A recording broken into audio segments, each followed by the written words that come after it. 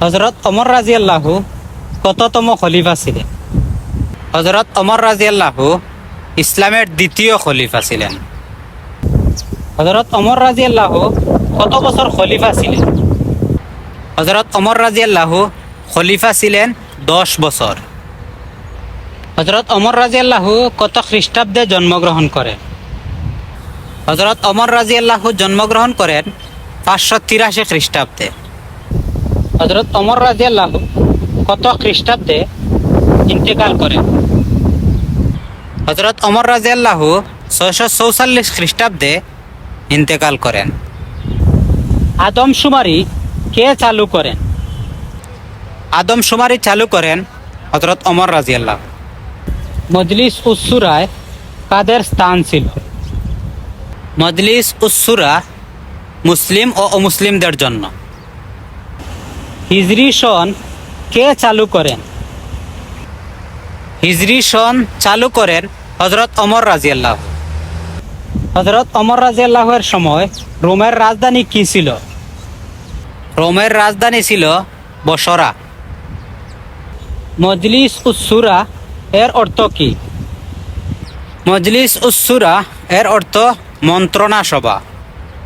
হযরত ওমর রাদিয়াল্লাহু এর পিতার নাম কি? হযরত ওমর রাদিয়াল্লাহু এর পিতার নাম খাত্তাব। হযরত ওমর রাদিয়াল্লাহু এর মাতার নাম কি? হযরত ওমর রাদিয়াল্লাহু এর মাতার নাম খানতামা। কাকে ফারুক বলা হয়? হযরত ওমর রাদিয়াল্লাহুকে ফারুক বলা হয়। ফারুক শব্দের অর্থ কি? ফারুক শব্দের অর্থ সত্যকে মিথ্যা থেকে পৃথক করা। হযরত ওমর রাদিয়াল্লাহু কবে খলিফা পদে নির্বাচিত হন? হযরত ওমর রাদিয়াল্লাহু 634 খ্রিস্টাব্দে খলিফা পদে নির্বাচিত হন।